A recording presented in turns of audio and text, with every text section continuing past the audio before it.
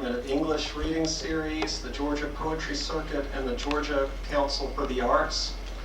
And I'm very happy to introduce to you a poet who has managed in his career to do that rare balancing act, and that is to be simultaneously a regional writer and a serious writer. I say rare because all too often poets of the regional are also poets of the sentimental, trading in stock cliches, which happens to be the bane of all good poetry, and rank nostalgia, which happens to be the bane of our region of the country, I'm afraid. This is not to say that Rodney Jones is a Southern poet, in the sense that all of his writing is informed by some overarching idea of the South. Instead, he's simply a true poet who, as all true poets have done, writes honestly and directly about what he has known, which happens to include a childhood in rural Hartselle, Alabama, and about what he sees, which will be forever shaped by the part of the world in which he came of age.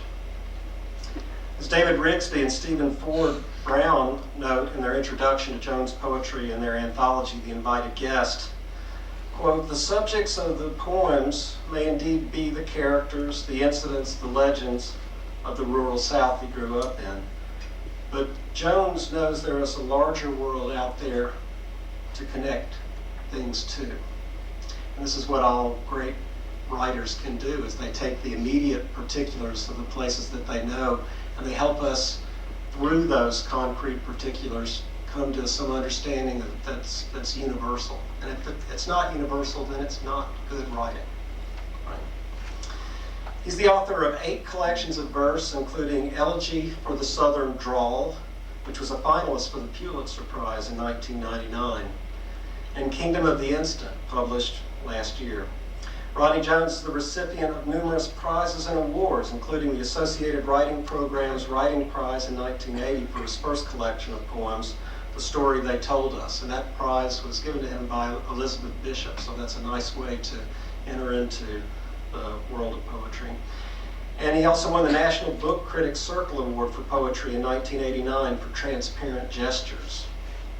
Other awards include fellowships from the National Endowment for the Arts and the Guggenheim Foundation, as well as the Gene Stein Award for Poetry from the American Academy and Institute of Arts and Letters, the Kenyon Review Award for Literary Excellence in Poetry, and the Peter I.B. Lavin Younger Poet Award from the Academy of American Poets. He's a professor of English at Southern Illinois University in Carbondale. I know that you've been waiting a long time for this, and I know that you will join me in giving a warm welcome to Rodney Jones.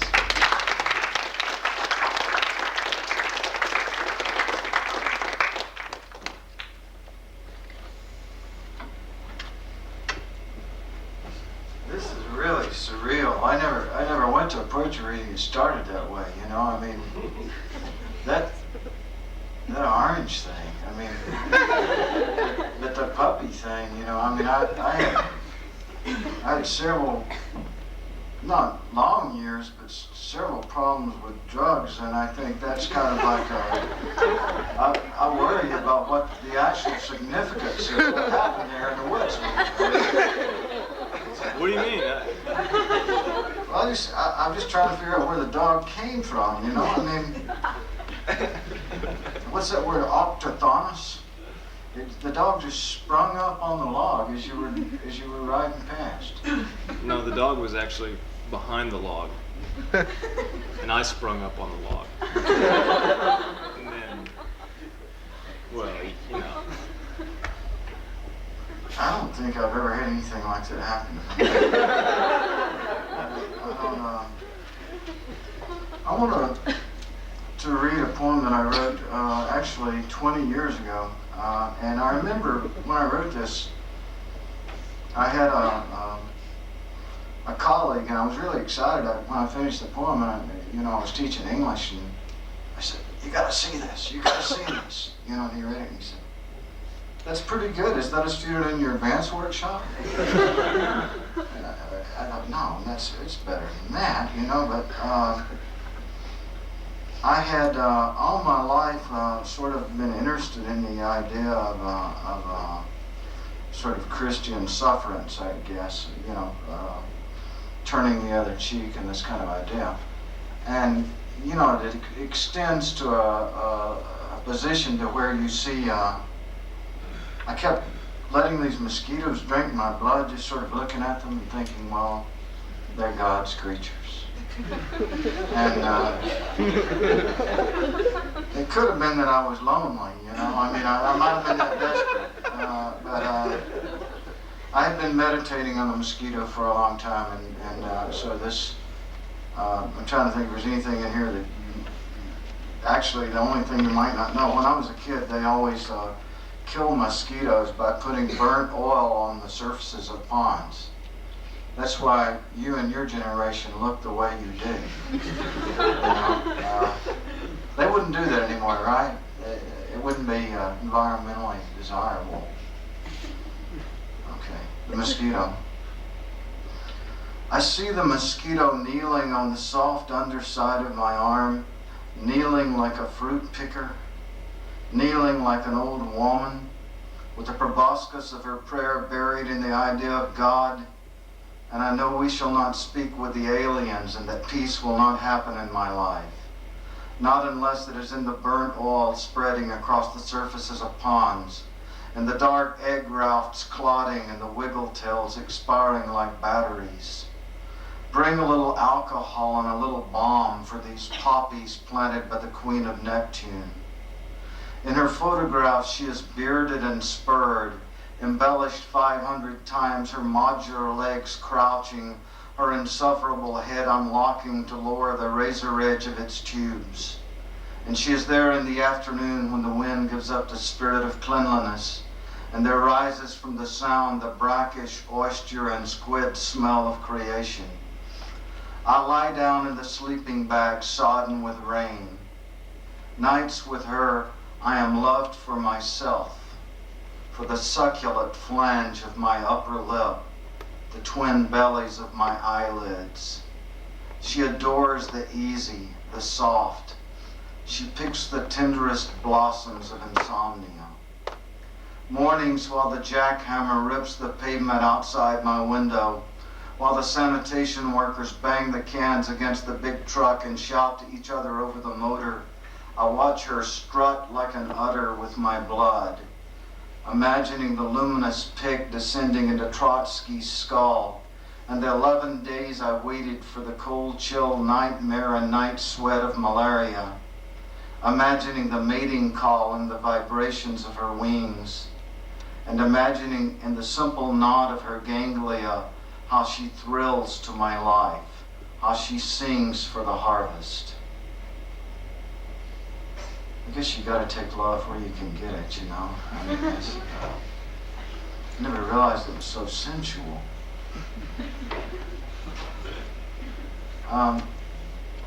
Carpe Diem, I guess everybody, a Carpe Diem is one of those academic terms that, it's one of the first ones and even so, my memory's so bad, I thought, Carpe Diem today, I thought, it means seize the day, right? Or capture the day or something like that.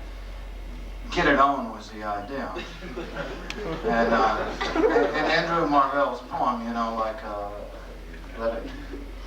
for his coy mistress, he talks about Carpe Diem a lot. And I read it and I thought, well, the way to get it on with a girl is to convince her, look, like, worms are going to crawl all through your body. Let's make it. It works in English class, but that's kind of not what it's about. And then there are two women in here, and one is the Muse, and the other is my dead grandmother. The Muse is real. I'll read about her next. Carpe Diem. Though pretty, it rarely worked lining seduction with worms, or being always right, like some ideal marvel of professors when there was time for music, which was never words so much as time. And the subject of those songs we prayed all adolescents to become was not love, really, but the loneliness love betrays.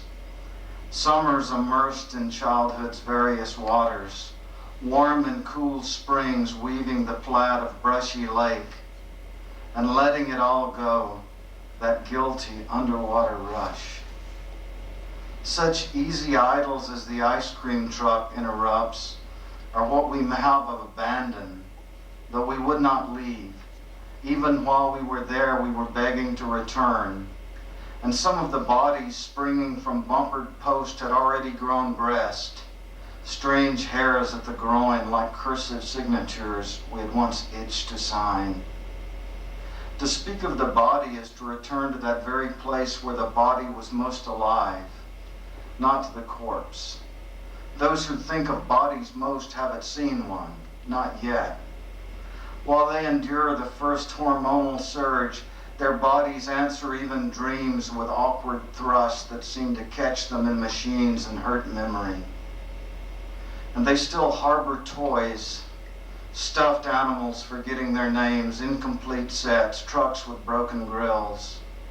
Only their guarded silences seem unseasonably adult, though each door stonewalls the moment of flesh until the chrysalis breaks and they fall to each other in lachrymose spasms, in ripe seizures of abstract joy.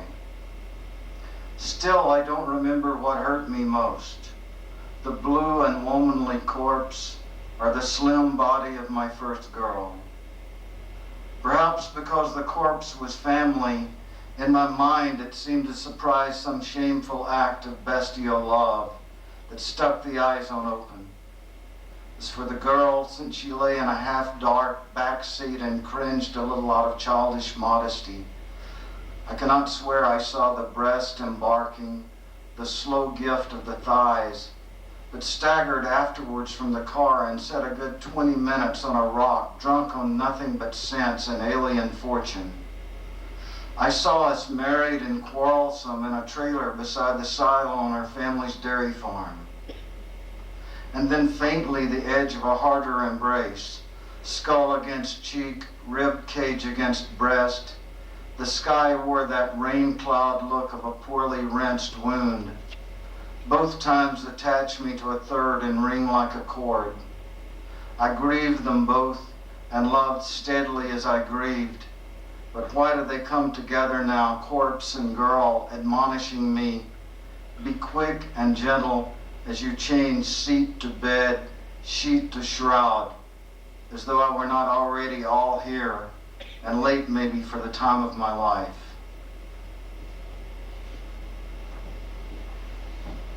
I want to read a poem that is about that same woman, a girl, who is the Muse. I used to wonder about the Muse, the figure of the Muse, what makes you write poems. And I figured it was this girl who dumped me. And I tried to write a poem about all the bad first poems I wrote and about her as Muse. Her name is Jackie. My Muse is Jackie. So this is called First Fraudulent Muse. Not 17, she dumped me. No one has to tell me a thing about the sorrows, aches, indiscretions, and calamities of young poets of the United States in the late 20th century. The poem I wrote then, the one that would make her want me, either from my wry sensitivity or the scholarly erudition of my heart, is not this one. It made some obscure reference to the goddess Diana, while drizzling bad terzarima about some poor decrepit wino eviscerating a garbage can. My good friend looked at it and made me know what kind of damn idiot I sure was. His maxims come back: read everything, love language, revise, abide in the transforming fire.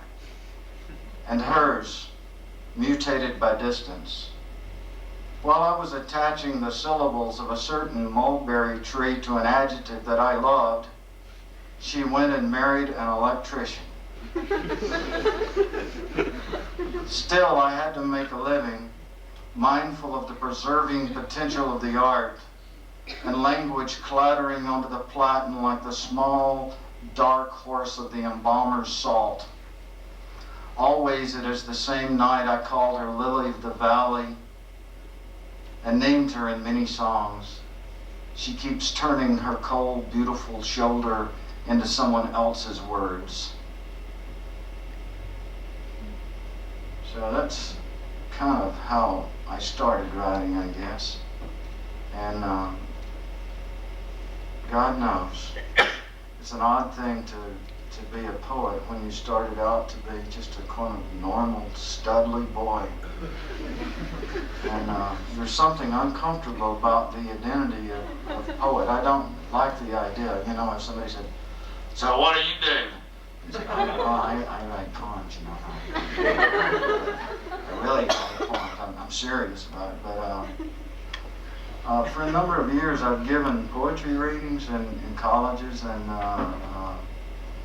and this is kind of a poem about that because, you know, here you are, but I have to say I'd rather read poems in a book than attend a reading and watch some, you know, no matter how, well, if it's somebody who's really hot, I wouldn't mind watching it.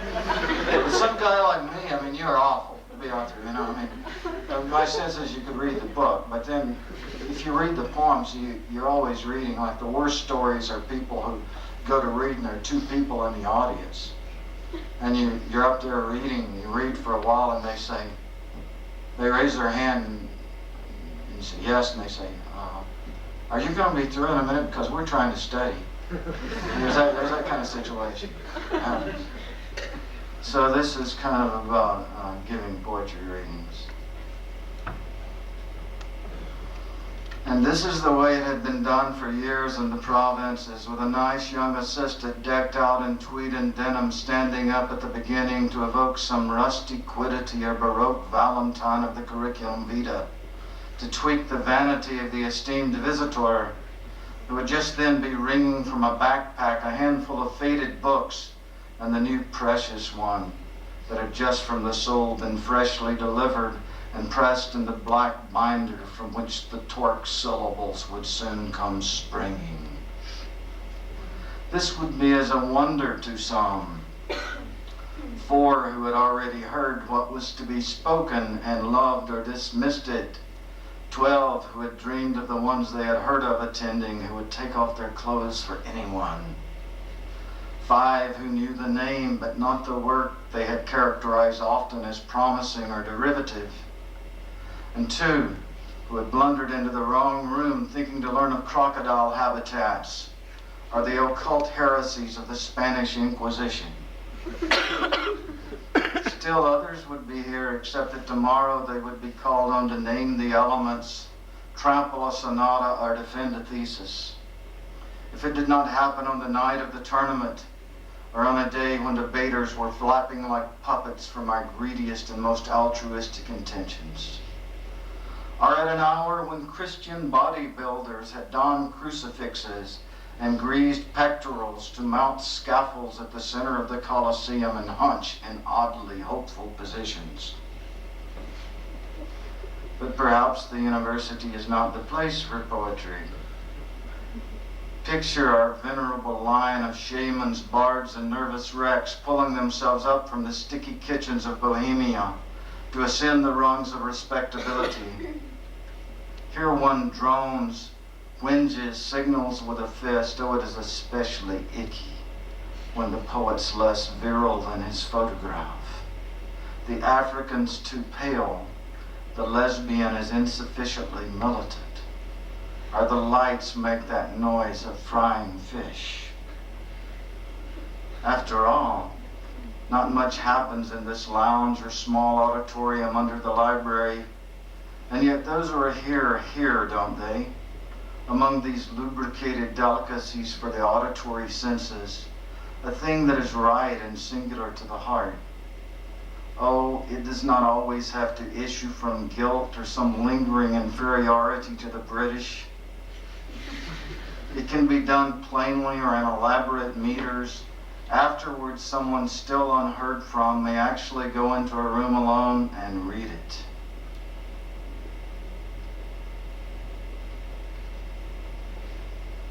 I'd like to shift gears and read a funny poem. No. short poem. This should be a very long poem because it's called A Sacrament to My Penis. But it was...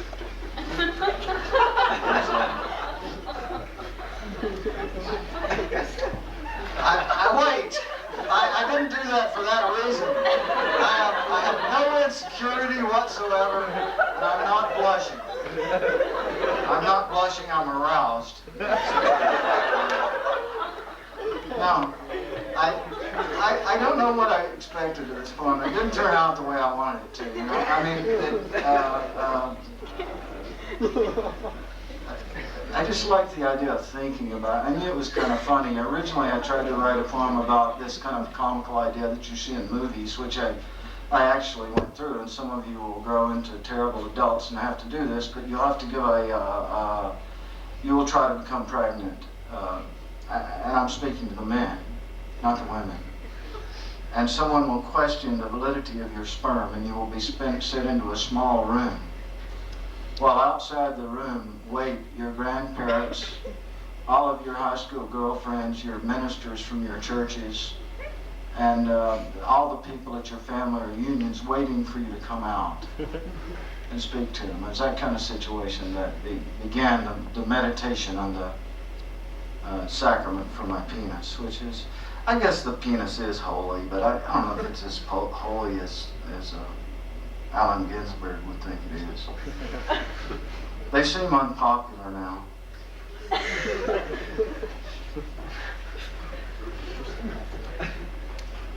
Not mine, of course.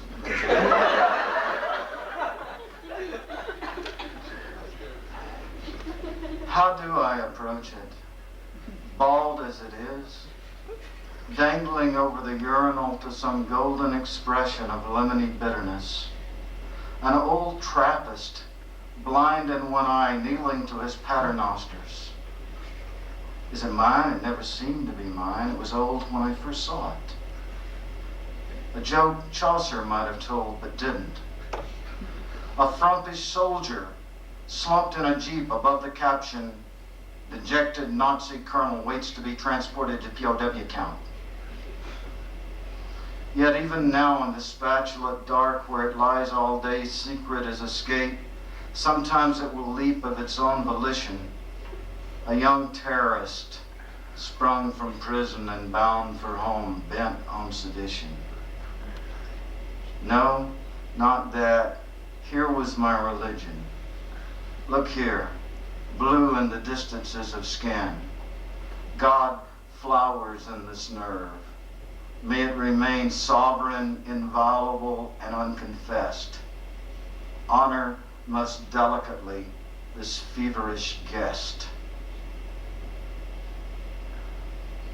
Poor sickly thing. I'd like to change the tone a little bit and address this poem. My family lived on a cotton farm when I was a little kid, and I grew up picking cotton and doing those things that were awful, and just hoping that I'd get off the farm and not have to do that kind of work anymore. And one of the things that happened when I was about 6 or 7, the boll weevils hit really big, and they started poisoning cotton with DDT. And I remember my dad would drive the tractor, and we didn't poison from airplanes. We were too poor, I guess, and the whole valley would just fill with this cloud. And I remember how beautiful it was, just how gorgeous the DDT was. And then several years later, a little girl I played with, and I remembered got breast cancer, and I started wondering about that connection, and I think there actually is a connection. But it's odd in reading this poem across the country. Some people tell me, well, you know, when they used to pass spraying mosquitoes, my friends and I would always ride our bikes behind the truck. You know, I thought that was the best one. Some girl said, no, when we were kids, my dad would like K-Cuss and DDT before we went to bed to keep the mosquitoes from stinging us. Oh boy, well, maybe I'll live a little longer. This is called the assault on the fields. It was like snow. If snow could blend with air and hover, making it first a rolling boil, modeling the pine thickets behind the fields, but then flattening as it spread above the fence post and the white-faced cattle. An enormous luminous tablet, a shimmering, an efflorescence, through which my father rode on his tractor masked like a Martian or a god to create the cloud where he kept vanishing. Though of course it was not a cloud or snow, but poison, diphenyl trichlorothane. The word like a bramble of black locust on the tongue. And after a while it would fill the entire valley.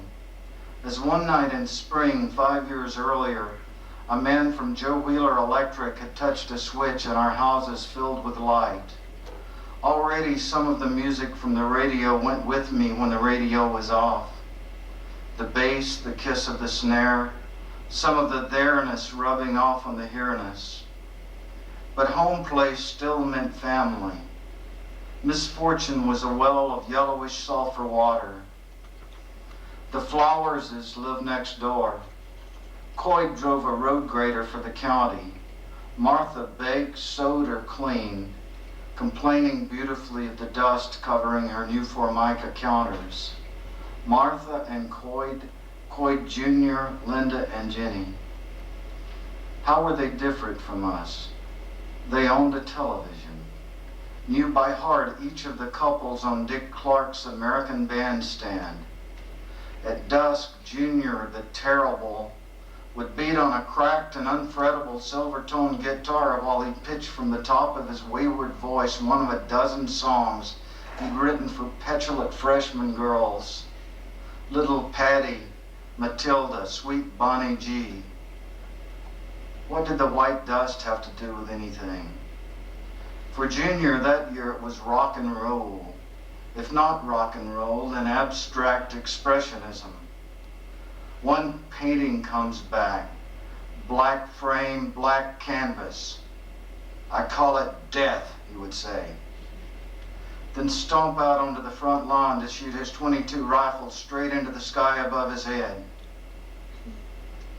Surely, if Joel Shapiro's installation of barbed wire and crumbled concrete blocks in a side room of the most coveted space in Manhattan pays homage to the most coveted space in Manhattan, then Junior Flowers' death hanging on a wall dingy with soot in North Alabama is a comment too.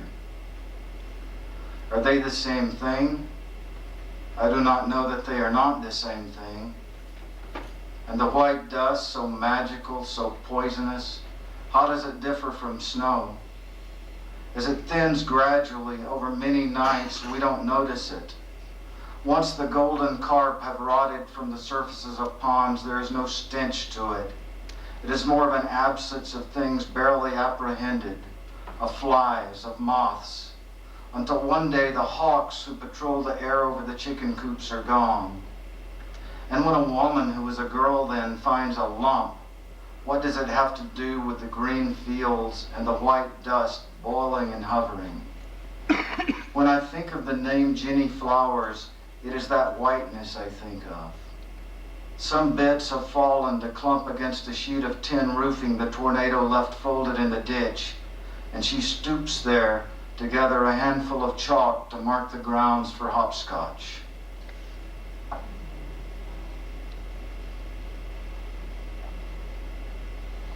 I want to read a poem. I was really incredibly happy to see Jack Vespa, my friend in the audience, and Jack is the only person here, I think, who knew my dog that this poem is about. Everybody, it was said I was not nostalgic, and here's a poem about the death of my dog, but dogs do seem to teach us things, and my dog was like the alpha male in our family.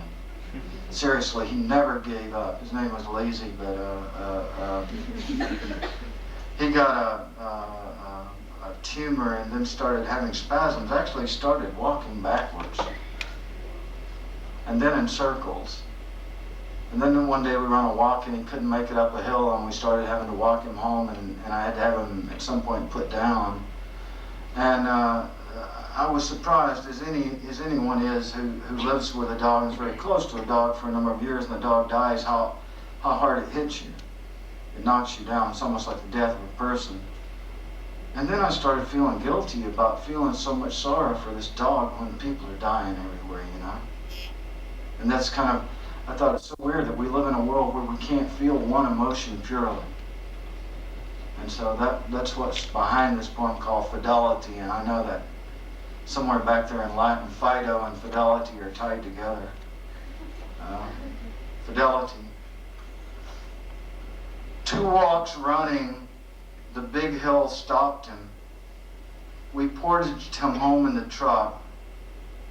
Dr. K's prognosis, inoperable tumor, started the drip. Dog mourning was a form of guilt. For each morning he had carried the news in his mouth. For he sat beside me as I composed drafts of poems that blundered unerringly until he corrected them with a remonstrative wag. For he had led me through briars for all the grand criminal lark of his puppyhood, whirling to taunt, barking and bolting each time I came near, until at last I seized him by the collar and whipped him with a stick.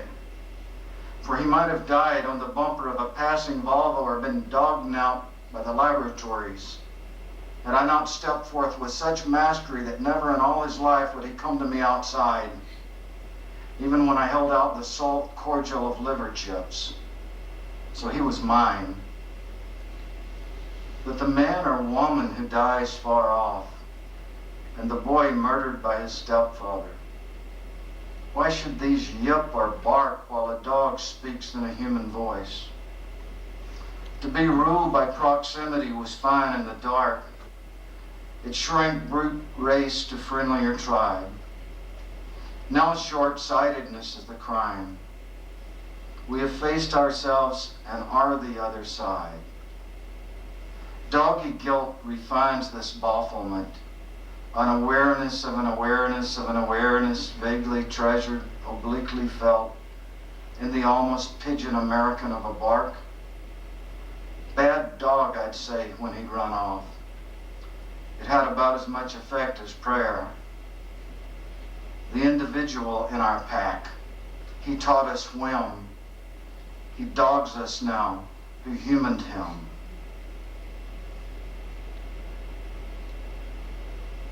I wonder, for a while I was married to an incredibly brilliant woman, not to discredit my present wife, who is brilliant in another way, in a more meaningful way to me. But my first wife knew everything. And when we split up and divorced, one of the first things I did was I bought an Encyclopedia Britannica. Isn't that terrible? I mean, most people want to go out and have affairs, but it's like I didn't need an encyclopedia. Anything I didn't know, I could ask her, and she knew it. But she was kind of not altogether.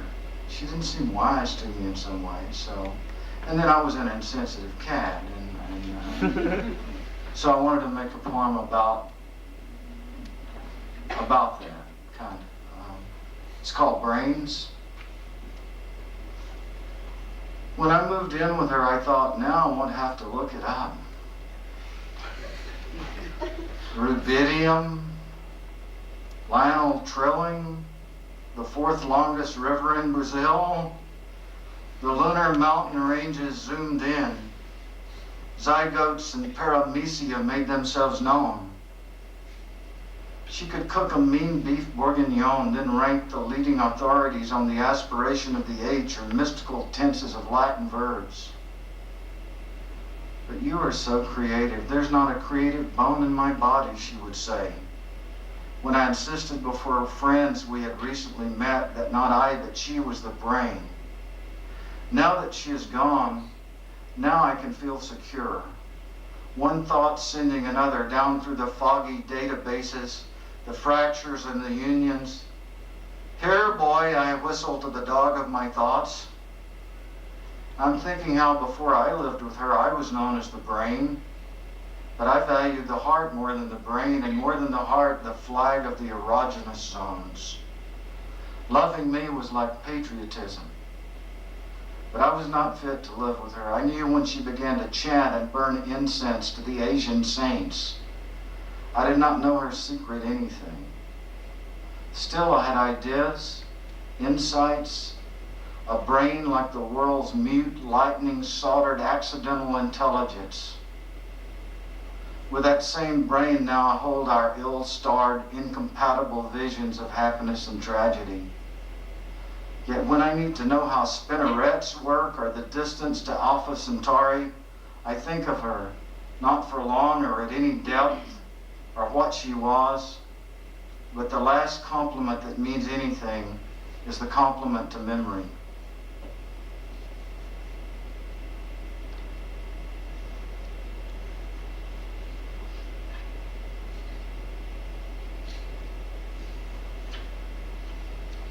I want to read a poem that's sort of about fate, or as I think of fate. I don't know how much to credit free will, you know. I mean, I have a little bit.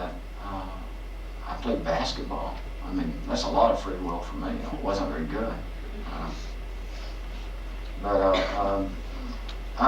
This is a poem about three brothers that I sort of grew up with, and it seemed to me that they didn't stand much of a chance in life just because of the breaks they got.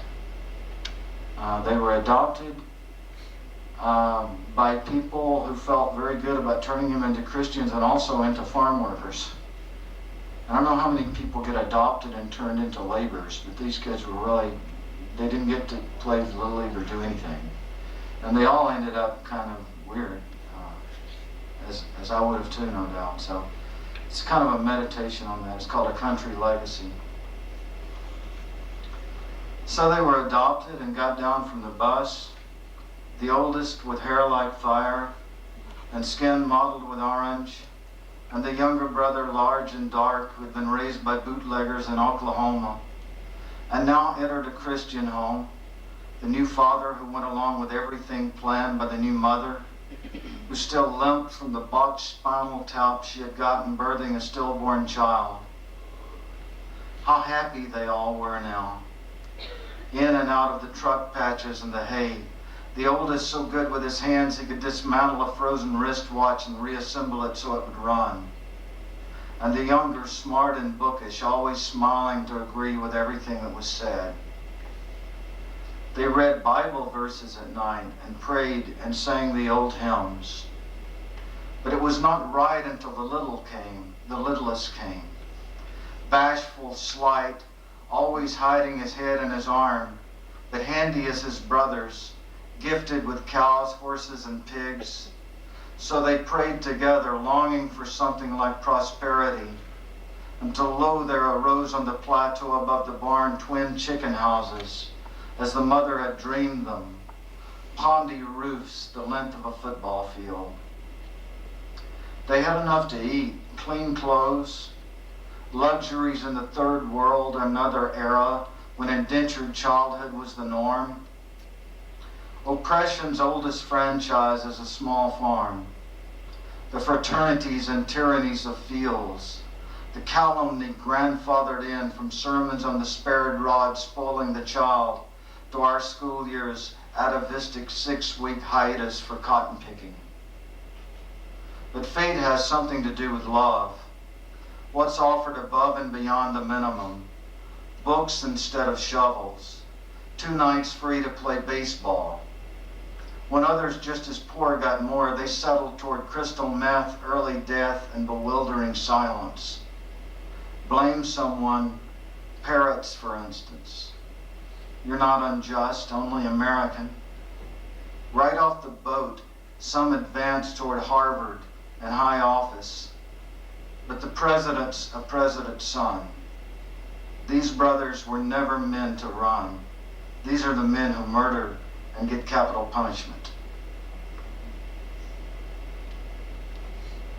I'm not a big fan of capital punishment. I want to read 2 or 3 more poems, and this is one that is kind of like stayed on my mind for a long time. It's a hard poem to write, to think about. It's about political correctness, I think, and the idea of who's fair to pick on. And it seems to me that the small, lower middle class white Southern male, you can say anything about that person. You know, that other groups are recognized as being disadvantaged or whatever. And so I tried to write a poem about that. There's one allusion in here, and it's to Boone Hagenbeck, who's a Faulkner character who's just kind of a wild, good old boy, redneck, or middle class, white Southern male. Missing consonant, silent vowel in everyone, pale cipher omitted from the misery census, eclipsed by lynchings before you were born.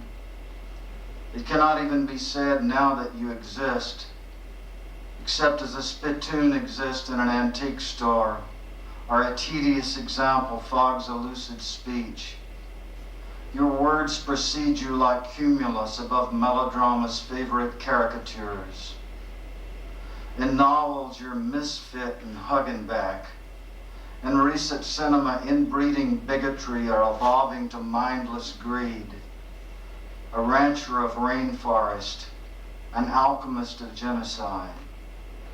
You're dirt that dulls the guitar's twang, blood-soaked Bible and burning cross. You cotton to the execution of retards, revile the blues, and secretly assume Lindbergh's underground America that sided with the Germans in World War II. Other types demand more probity. You may be bugged with impunity. This makes some feel prematurely good. They hear your voice and see Jim Crow. But the brothers wait. Any brother knows that there are no honorary Negroes.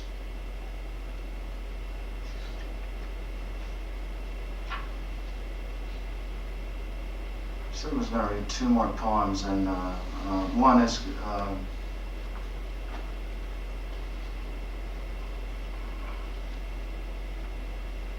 I'm looking for a poem that I haven't written yet. I think I'll read a new poem. And I was thinking about my favorite thing in the world. It was that simple. And I think that I liked better than anything else in the world myself. Rain. I like rain. I really like rain. When I was a kid, I thought I want to live in a rainforest. You know, just because I like the sense of rain. And it's much like a sensual feeling. And now that I'll be returning to my second childhood, I can give up on women and get back to rain. I think, you know, this is called rain. If I ever get over the bodies of women, I intend to think of the rain. The way you have to wait in the shadow of a house and let the sky accumulate sufficient darkness. There is the moment when you see it take a form like fog. It makes the mountain vanish. Then the smell of rain, which is the smell of the earth the plow turns up, only condensed and refined. So you want to sit before the rain, eliminating from mind all the qualities that rain deletes, until you are primed to steady rain's power, the first drops lightly hallowing, but now and then a great gallop of the horse of rain.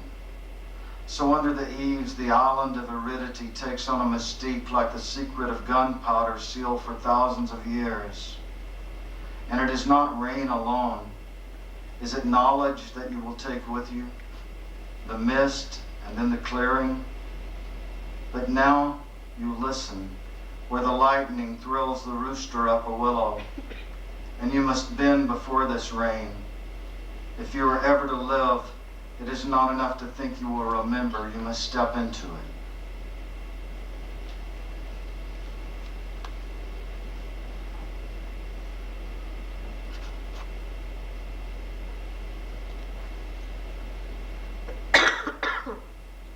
Okay, I want to read this last. I don't know if Jack was in. Have you ever killed a writer here? I mean, did the legend? This is a common legend wherever I've been, because I hadn't been in good places. You know, like, I mean, not at Harvard. I mean, this is a lot nicer place. This is a great place, but like where I teach, there's a rumor that if we invite somebody, they die. Is somebody famous, if we invite them, they're going to die. And I discovered it's kind of a common legend, but I don't know how many of you have read this wonderful old man, Isaac Bashevis Singer. And he came to read at Carbondale when he was, 84 probably, if he lived that long. He'd been dead a couple of years when he came, kind of. I don't mean it that way. That's kind of disrespectful to say it that way. Were you there, Jack? Was that while you were there? Or was it before you were there? He was so old, he was reading one story, and he had kind of pasted all the pages together so he'd read one, he'd just rip it off, and it would be... But everybody was just looking at him, with such great respect. He'd already won the Nobel Prize, and I guess we almost fried him bringing him over because they'd rented his limousine, the heater went out, he got real hot, and they were afraid he was going to die. And then he got there, and he was reading his story, and somehow he pasted two stories together. And so he just segued from one story into the other, and then he kind of figured out what he'd done, and I guess he was so inventive and brilliant, he thought he could make it up, so he started kind of babbling, trying to bring the two stories together. But it was a very sad moment, and also funny, like those things are. So this is called A Limousine Bringing Isaac Bashevis Singer to Carbondale. It's a little bit about him. He wrote in Yiddish, which almost no one reads. A town is the size of a language. In 4 more years he would be dead, but now a rare hot day in late April, the middle of St. Louis, and the air conditioner didn't work. The great black sedan that Kenny had rented from Mr. D's quit, so they had to sit there for more than an hour before the tow truck and another car arrived, also black. 2 more hours to Carbondale, the great man with the great drops of sweat registering on his brow. Perhaps because the faculty of every backwater university endures the prescient myth that even to invite a venerable presence to read in Starkville or Athens inevitably causes grave illness, and to have the person actually shows up set the leaves rattling above tombs, Kenny asked, in that modest and considerate way he has, "Have you ever been in a car this long?" "Oh yes, once in Sweden they kept me in a car for weeks." He got here a little before dark. He read slowly, deliberately, a story called The Missing Line. When he had finished enunciating every word on a page with a noise like a needle ripping the grooves of a warp 78, he would ratchet the page from the staple and lay it to the side and pause to take an amplified sip of water, while everyone in the auditorium hushed to see if the great old man would push through the next hyphen. Though, of course, the thing was, the print was small. In the end, he would apologize, though all he did was to rush understandably from the elite of the missing line to the pipe of the beard, omitting the last page of the missing line. Though all he did was to pretend to read what now he began to improvise, mating the details of the 2 stories, but then suddenly knew, was devastated, abashed, and so had to backtrack and search awkwardly before 300 people for the missing closure, and so would write later, being an honorable man, and insist on returning the check. He was a tiny man with big ears and palms moist as open pears. At the session just after the reading, when the professors of this and that were trotting out those tumors of erudition and septic ego they like to pose as questions, one of the more sensitive ones asked, as everyone always asks, "Why do you write in a dead language?" And he answered without guile, "Luck." The next morning, one of the students asked him what advice he had for young writers. "I wish someone would write about love." He had the courage to be simple and precise, and this would be the last of him. He would not do it again, no matter the money. A town is the size of a language. It is not a language that you would have any reason to visit, though it is not dead yet. Nothing survives that has not been scarred lovingly in the brain and dented by the human voice. Thank you.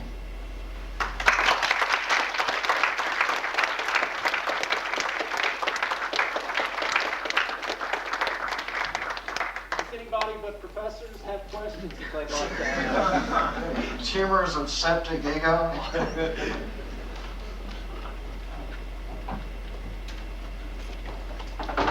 Stump the chump. I noticed that you had a lot of references to religion or religion and philosophers. And I'm wondering what religion and philosophy is. I just try to have honest thoughts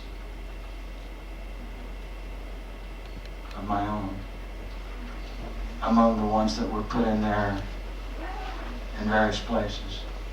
I grew up in the Church of God, headquartered in Anderson, Indiana. We were a non-denominational church, and I went to church 3 times a week.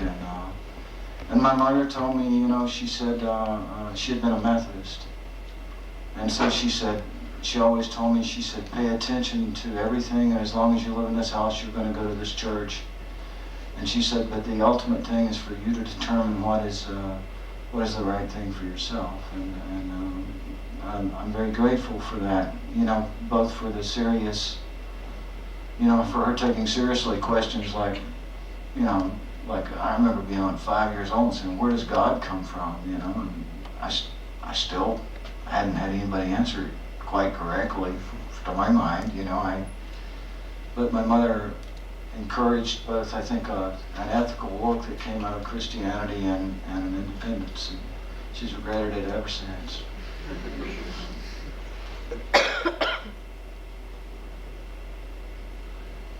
Does that make sense? Okay. Okay. Flee.